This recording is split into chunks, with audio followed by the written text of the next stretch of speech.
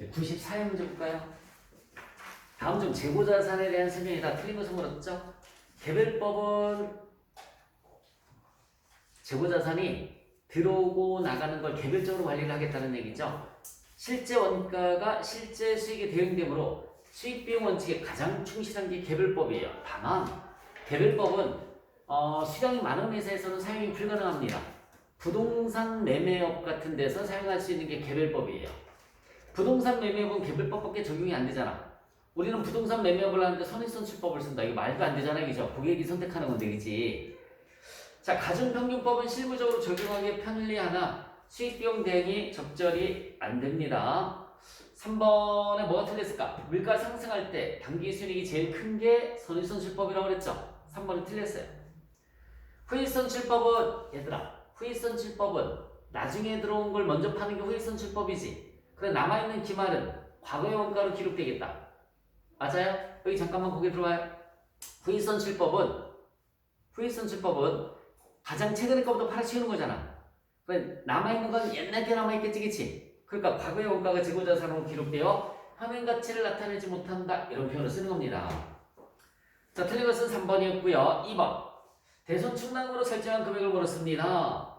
가를 봤더니 기초의 매출채권 잔액은 50만 원이었고요. 대손 충당금 잔액은 5만 원이다.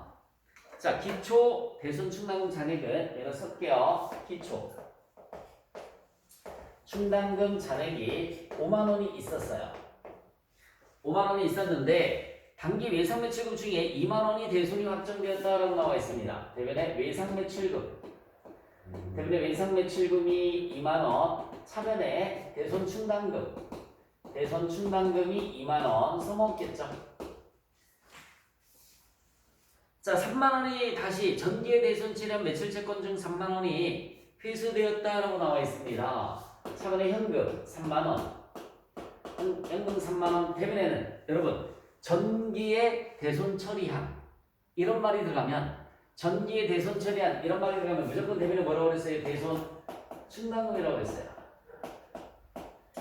무조건 대변에 대손 충당금 이렇게 차변에 현금 3만 원 무조건 대변에 대손 충당금이 3만 원 됐지? 그러면 여기까지 계산 한번 해볼까? 여기 잠깐만 한번 봐요.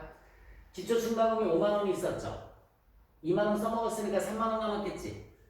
5만 원에서 2만 원 빼면 3만 원이잖아, 그치? 3만 원인데 다시 3만 원 들어왔지. 그러니까는 충당금 잔액은 대손 충당금 잔액은 6만 원이 남아있겠네. 6만 원. 그런데 거기 봤더니 기말에 대손 충당금 잔액이 10만 원이라고 나와있죠. 맞아요. 그러면 4만 원을 추가로 설정한 거지. 4만 원.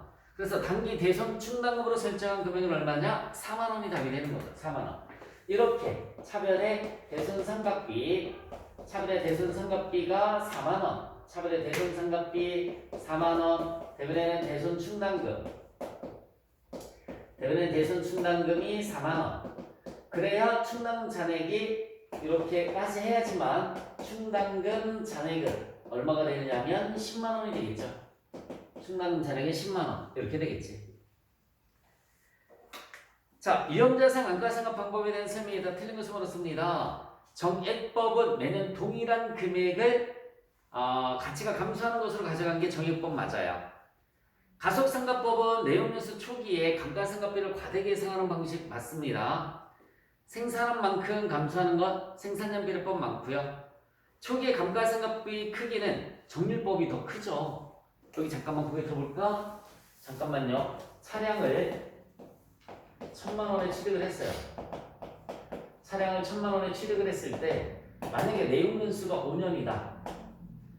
내용연수 5년일 때 정률은 0.451이 나와요. 이거 계산하는 건 우리가 계산하는 거 아니야. 이거 계산하는 건 뭐 루트 들어가고 복잡합니다. 우리가 계산하는 거 아니에요. 5년일 때 정률은 0.451이 프로그램에서 자동으로 계산이 됩니다. 그래서 정액법일 때는 내용연수 5년분에 취득원가 1,000만 원이니까 감가상각비는 200만 원이 나오지만 감가상각비가 200만 원이 나와요. 근데 정률법으로 하면 정률법은 공식이 취득원가 마이너스 취득원가 마이너스 감가상각 누계 곱하기 점유율이란 말이에요. 그러면 451만 원이 나오네. 엄청 크게 나오지, 그치? 얘가 훨씬 더 크게 나오는 거예요. 자, 내 공식을 여기서 안 썼어요. 내용연수 푼에 취득원가 마이너스 잔존가치지. 근데 잔존가치 없으니까 얘는 뭐예요? 취득원가 마이너스 이게 뭐예요? 감가상각 누계. 감가상각 누계 곱하기 점유율. 감가상각비란 말이에요. 그래. 공식도 쓸게요. 내용연수분에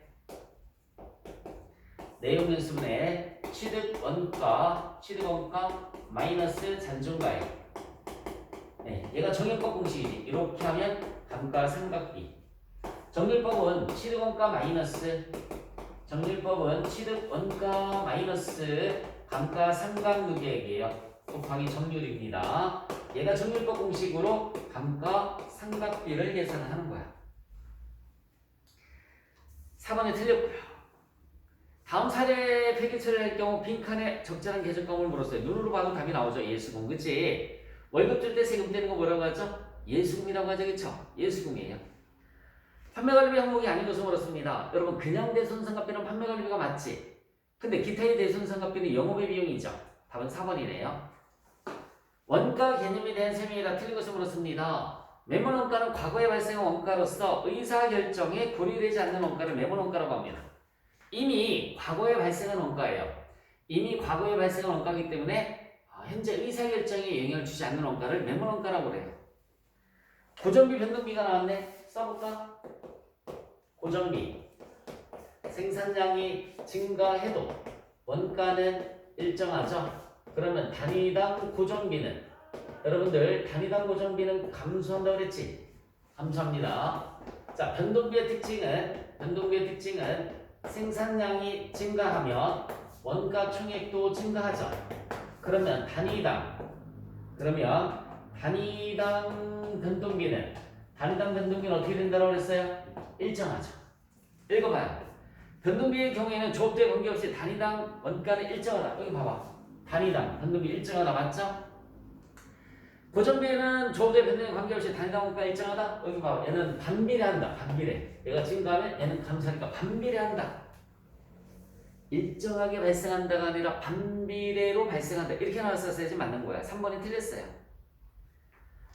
특정 제품에만 투입되는 원재료비는 직접비 맞죠? 특정 제품에 여러분 여기 봐봐. 여러 제품에 투입되는 원재료는 간접비지.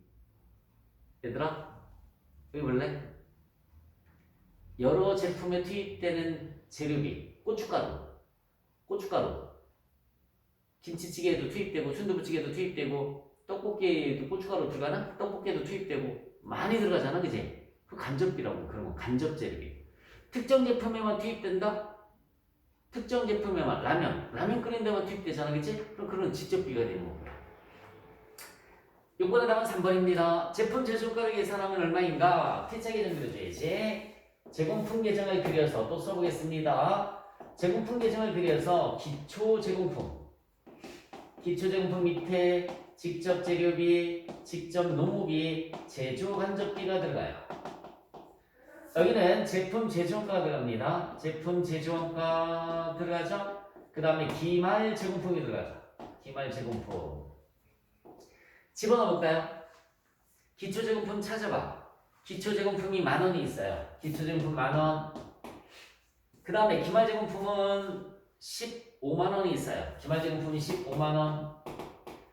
직접 재료비는 계산을 해줘야 된다. 잘 봐. 기초 원재료 10만원에 원재료 매입이 15만원, 기말 원재료 3만원 빼줬더니 22만원 나오죠. 22만원. 직접 재료비는 22만원. 다시 한번. 기초 원재료 플러스 원재료 매입액 마이너스 기말 원재료. 얘가 원재료비가 되는 거예요. 22만원. 그 다음에 노무비 20만원, 제조간접비 20만원. 얘 20만원, 제조간접비도 20만원. 그럼 차변합계 금액이 63만원 나오네요. 대변도 63만원이 돼야 돼요. 15만원 있으니까 48만원이 제품 제조원가가 됩니다. 제품 제조원가는 48만원. 제품 제조원가는 48만원이에요. 48만원.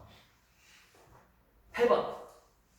보조 부분에서 발생한 원가도 생산 과정에서 반드시 필요한 원가이므로 제품 원가에 포함시키기 위해서 제조 부분에 배분된다. 우리 보조 부분비를 제조 부분에 배분하는 방법이 직접 배분법, 단기 배분법, 상호 배분법이 있었단 말이에요. 이때 보조 부분 원가 형태에 따른 배분 방법으로는 단일 배분법과 이중 배분법이 있다. 여러분, 단일 배분법은 그냥 배분해 주는 거고요. 이중 배분법은 고정비, 변동비로 나눠서 배분을 해주는 거예요. 아까 지난 강의에서 여기 잠깐만 거기 들어보세요. 지난 시간에 선생님이 직접 배분법, 단기 배분법 했었지, 그치? 그거를 제조 부분에 배분해 줄 때 그 금액을 그냥 해주는 게 아니라 고정비, 변동비로 나눠서 배분해 주는 걸 이중 배분법이란 말 씁니다. 장점을 짝지어진 거라고 했어요. 원가 배분 절차가 복잡하지 않아? 복잡하겠죠. 나눠서 해야 되니까, 그쵸? 시간도 많이 걸리겠죠? 단점이에요, 단점. 원가 부문 활동에 대한 기획과 통제에 더 유용한 정보를 제공해 줄 수 있고요. 장점 맞습니다. 인과관계에 더 밀접해 줄 수 있는 것도 장점 맞고요. 공정한 성과 평가가 이루어질 수 있다는 맞습니다. B, C, D는 장점, A는 단점이죠. A는 단점. 답은 3번. 개별 원가 계산은 개별 제품 또는 작업별로 원가를 집계 해서 제품 원가를 계산하는 방법을 말한다. 개별 원가 계산과 관련된 설명이다. 가장 틀린 것을 물었습니다. 일반적으로 제품 생산 단위당 원가가 낮다. 이건 전혀 관련이 없죠. 개별 원가 계산은 동그라미 2번처럼 주문 소량 생산, 개별 제품별 원가 계산과 수립 분석이 용이하고요. 정확한 원가 계산이 가능합니다. 2번, 3번, 4번은 다 맞는데 1번하고는 전혀 관련 자체가 없는 문장이에요. 1번은. 생산 단위당 원가가 낮다라는 건 전혀 관련이 없습니다. 10번. 공정품이 뭐라고 그랬어요? 놀래라. 미안.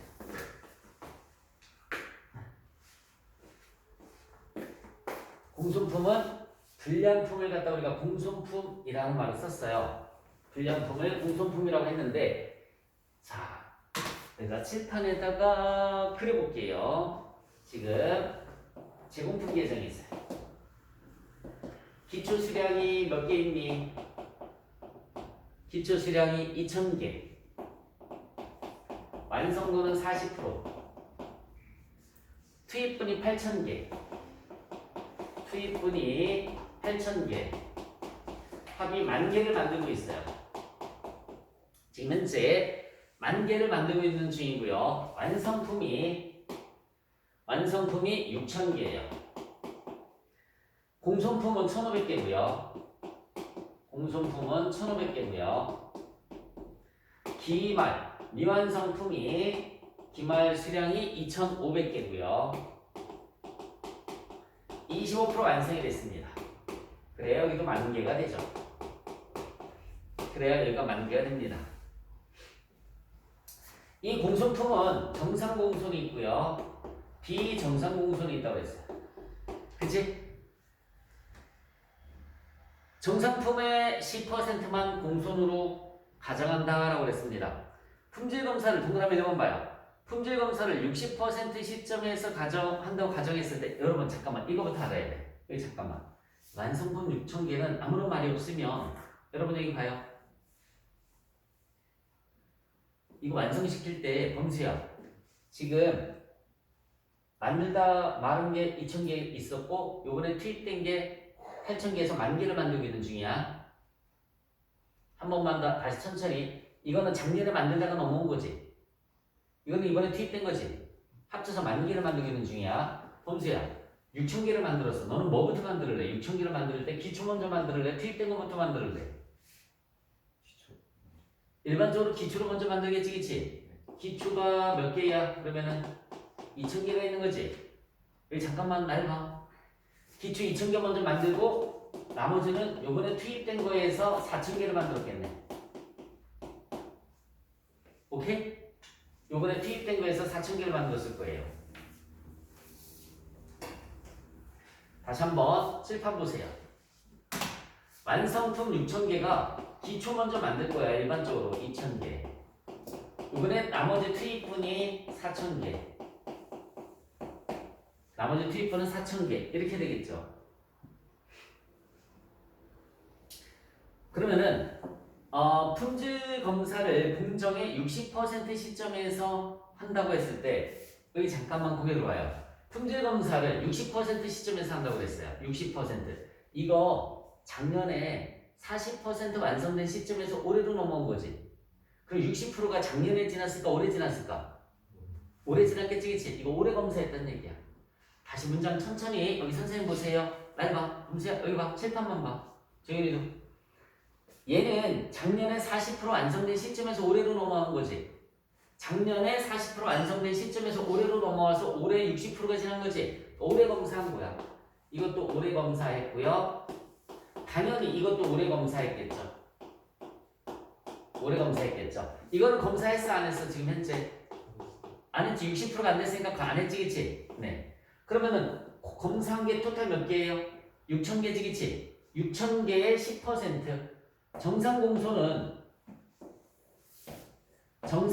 비정상공손이 있을 때 정상공손은 몇 퍼센트라고 그랬어요? 정상품의 10%라고 그랬지, 그치? 그러니까 6,000개의 10%니까 600개가 되는 거예요. 동그라미 1번 해석해 준 겁니다, 지금. 품질 검사를 공정의 60% 시점에서 한다고 가정했을 때 정상공손품은 600개가 되는 거예요. 600개. 자, 다시 한번 얘기해 줄게. 얘는 작년에 검사 안 했어. 40%니까 올해 60%가 됐으니까 올해 검사한 거야, 그지? 얘도 올해 검사했고, 얘는 검사 아직 했어, 안 했어? 안 했어요.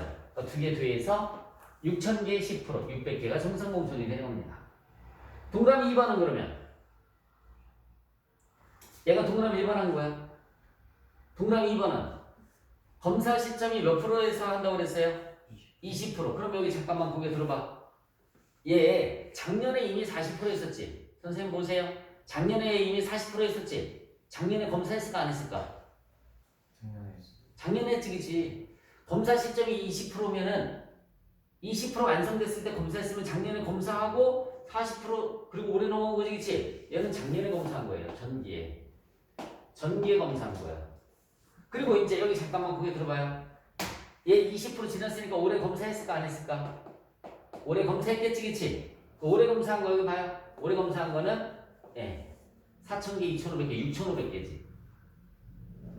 6,500개. 맞잖아. 올해 검사한 거. 얘도 20% 지났잖아. 올해 검사한 거. 얘는 작년에 검사했다고 그랬으니까 들어가면 안 되지, 그치? 6,500개에 10%니까 650개. 2번이 틀렸어요. 850개가 아니라 650개가 되는 거예요. 650개. 틀린 것은 2번입니다. 언제 검사했는지를 따지면 되는 거야. 언제 검사했는지를. 검사 시점을 보시고서. 자, 3번. 60% 시점에서 한다고 가정했을 때 정성공손품은 완성품에만 배부해야 된다. 왜냐면 여기 봐요. 얘는 이게 무슨 말이냐면 잠깐만 내가 이렇게 표현했는데 여기 잠깐만 봐요. 날 봐.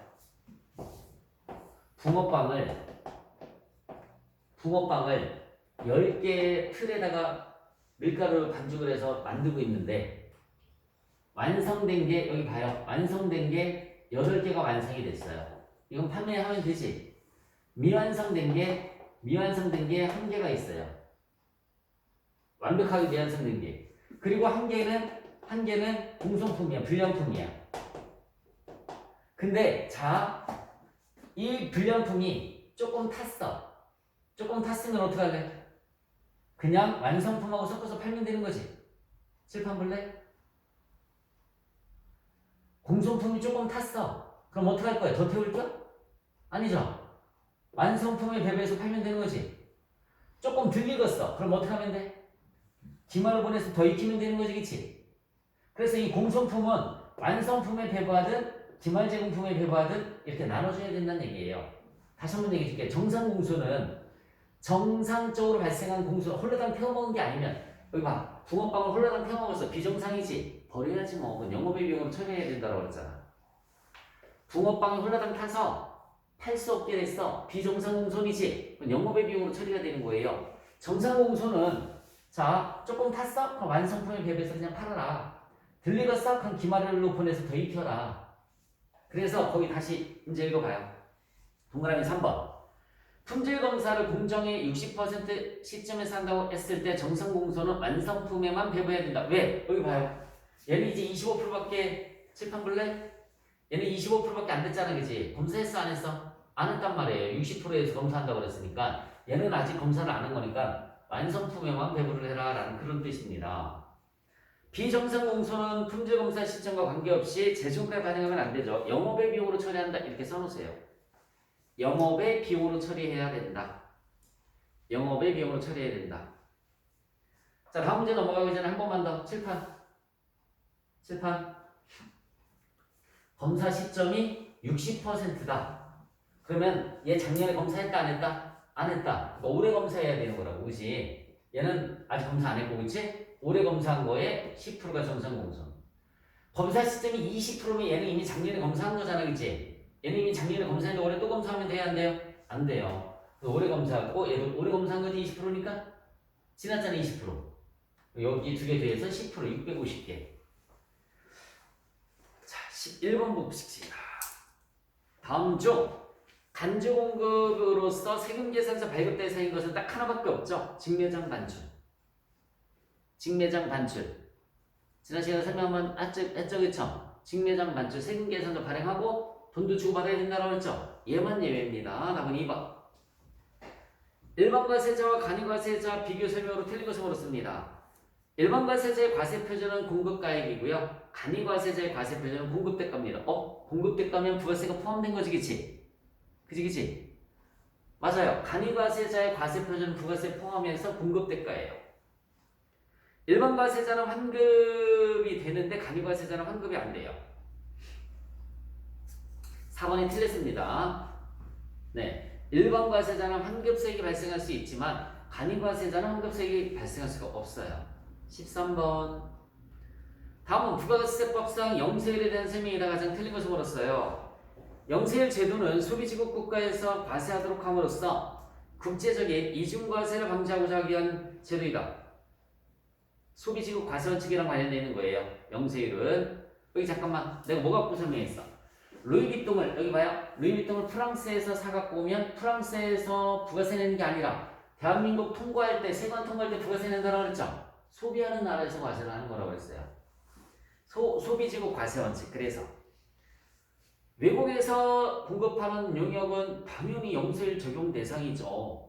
이번에 틀렸어요. 외국이니까 달러를 바로 벌잖아요. 그죠? 영세율 적용 대상입니다. 2번 틀렸고요. 비거주자는 외국법인에 대해서는 영세율을 적용하지 아니함을 원칙으로 하되 상호주의에 따라 영세율을 적용할 수 있습니다. 상호주의가 뭐냐면 우리나라 니네 나라 서로 협약해서 야 우리 이거에 대해서 영세율 적용하자 뭐 이렇게 상호주의에 따라서 적용할 수 있어요. 국내 거래도 영세율 적용 대상 될 수 있죠. 내가 가덕이랑 부산 막걸리 갖고 설명했었지 그치? 네, 국내 거래지만 영세율 적용받을 수 있습니다. 사업소득 총수익 금액에 대한 설명이다. 여러분 사업소득 총수익금 우리 학원의 사업소득 총수익 금액은 뭐니? 수강료. 그치? 우리 학원의 사업소득 총수익 금액은 뭐라고요? 수강료. 식당의 사업소득 총수익 금액은 뭐야 그러면? 식대. 문구점의 사업소득 총수익 금액은 뭐야? 문구료 파는 거 그치? 그게 총수익 금액이에요. 들어온 돈. 근데 동그라미 1번 봐요. 환입된 물품과 매출된 우리는 총수익 금액에 산입하시면 안 되겠죠, 그쵸? 빼줘야 되겠죠, 그쵸? 당연히 빼주는 거 맞죠? 부가세 매출세액은 여러분 여기 봐요. 식당에서 얘들아 여기 봐봐. 식당에서 음식을 팔고 돈을 받았을 때 그 속에 부가세가 있지, 그치? 그게 매출이야? 아니죠, 그쵸? 예, 총수익 금액에 산입하면 안 된다고요, 매출은. 부가세는 매출이 아니잖아, 그치? 총수익 금액에 산입하면 안 된다는 얘기야. 관세, 환급금 등 필요경비라는 것은 뭐냐면 여러분 우리 학원 운영하는 데 들어가는 필요경비 뭐 있어요? 전기요금도 필요경비, 인건비, 집세 다 필요경비죠, 그쵸? 이런 걸. 그래서 관세, 환급금 등 필요경비에 지출된 세액이 환급되었을 때는 그 금액은 총수익 금액에 산입하면 됩니다. 일단은 필요경비로 처리됐던 걸 환급받으면 총수익 금액으로 처리를 해주시면 되는 거예요. 거래 상대방으로부터 받는 장려금 총수익 금액에 들어갑니다. 장려금 받은 것도 총수익 금액에 들어가는 거예요. 장려금 받은 것도. 우리 잠깐만 볼래? 부가가치세 신고서 작성할 때 여기 봐요. 부가가치세 신고서 작성할 때 범수야 부가가치세 신고서 작성할 때 맨 밑에 전자신고 세액공제 10,000원 들어갔던 거 기억나니? 그거 뭘로 다 분기한다고 배웠어? 전자신고 세액공제 10,000원 분기할 때 대변 개정 과목이 뭐야? 자비익으로 배웠잖아. 그거 총수익 금액이 들어갈까 안 들어갈까? 식당이야 식당. 식당의 총수익 금액은 뭐라고 그랬어? 식대라고 그랬지? 근데 그 전자신고 세액공제 10,000원 받은 것도 총수익 금액이 들어간다고요. 식대는 아니지만 세금 깎은 거는 총수익 금액 산입한다고요. 장려금 받은 거 총수익 금액이 들어간다고요. 총수익 금액이 들어가는 거예요. 세금 내야 된다고요. 세금 내야 된다고요. 4번이 틀렸습니다. 총수익 금액이 산입하지 아니한다가 아니라 산입한답니다. 15번. 과세표준 확정 신고를 해야 되는 자 밑줄 쳐주세요. 종합소득 과세표준 확정 신고를 해야 하는 자. 다음 연도 5월 이렇게 써봐. 다음 연도 5월. 다음 연도 5월. 다음 연도 5월 달에 여러분 다음 연도 5월 달에 종합소득세 신고해야 되는 자를 얘기하는 거야. 퇴직소득이 있으면 영광아 날 봐. 다 같이 종합소득 2배사 근년기 6가지지 그치? 5월 달에 하는 거는 2배사 근년기 6가지만 하는 거예요. 퇴양은 분류소득이지 그치? 5월 달에 신고하는 거 아니야. 2배사 근년기 6가지만 5월 달에 신고하는 거고요. 퇴양은 분류소득이니까는 분류과세란 말이에요. 5월 달에 신고하지 않습니다. 정기예금 2천만 원 넘지? 종합과세지 그치? 기타 소득 금액도 300만 원 넘죠? 종합과세지? 답은 2번이네요. 일용근로소득 아무리 많아도 무조건 분리과세잖아. 맞니? 일용근로소득 밑줄 치고 무조건 분리과세. 5월달에 신고 안 한다고요. 5월달에 신고 안 한다고요.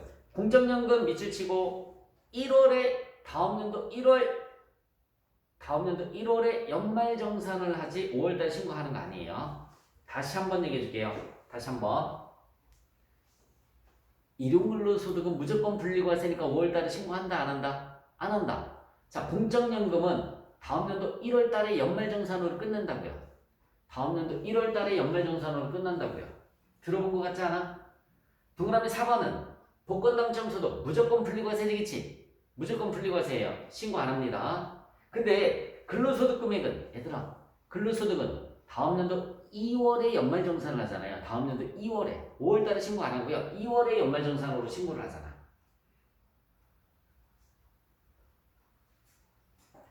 2월에 연말정산으로 신고를 하는 거야.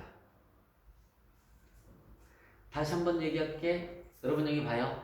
근로소득은 2월에 연말정산, 연금소득은 몇 월에? 1월에 연말정산. 일용근로소득이나 복권은 무조건 분리과세라고 그랬죠? 신고 안 합니다. 자, 강호정 표시하고 하나만 받아 적어보실래요?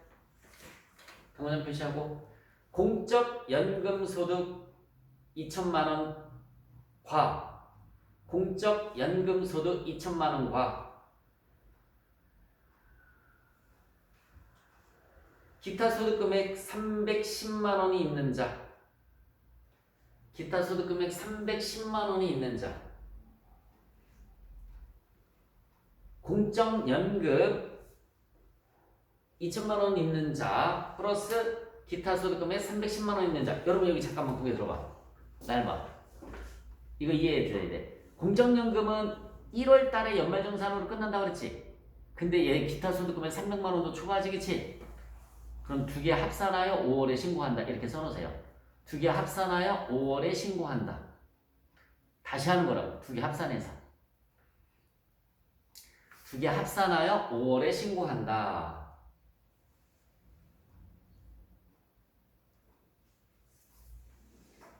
동그라미 3번하고 9번 가요? 공적연금 2천만원만 있으면 1월달에 연말정산인데 그치? 기타 소득금액이 310만원이지 그치? 그러면 안 돼요. 두 개 합산해서 5월달에 신고를 해줘야 되는 거야. 또 당구장 표시하고 받아 적어보세요. 근로소득금액 6천만원 과 기타 소득금액 310만원 근로소득금액 6천만원과 기타 소득금액 310만원. 그럼 이것도 마찬가지다. 여기 잠깐만. 만약에 마지막에 이제 여기 마중이나 근로소득 금액만 있으면 5월달에 신고 안 하지. 왜? 2월달에 연말정산만 하니까, 그치? 다시 한번 얘기해 줄게. 근로소득 금액만 있으면 2월달에 연말정산하지. 5월달에 신고 안 해요. 너 5월달에 신고한 적 있어요? 회사 다닐 때? 없잖아. 저희는 있어? 없어. 근로소득만 있으면 2월달에 연말정산으로 끝내는 거야. 5월달에 신고 안 해. 한 적 없죠, 그쵸? 근데 근로소득에다가 지금 기타 소득 금액이 310만 원 있다고 그랬지, 그치? 300만 원 넘지, 그치? 그 두 개 합산해서 5월달에 신고를 해야 된다고, 이것도. 두 개 합산해서 5월달에 신고를 해야 되는 거야. 연말정산으로 끝내는 게 아니라고요. 두 개 합산해서 5월달에 신고를 해야 되는 거야. 그리고 마지막 5월달에 신고하는 걸 우리는 종합소득세 과세표준을 확정신고한다라는 말을 쓰는 거예요. 5월달에 신고하는 걸 종합소득 과세표준 확정신고한다라는 말을 쓰는 거야. 15번 문제, 별거 아니겠지만 문장에서 그렇게 하는 거야. 알겠죠? 일용근로소득이나 복권은 무조건 분리과세니까 신경 쓸 거 있다 없다? 없다. 답은 2번이었습니다.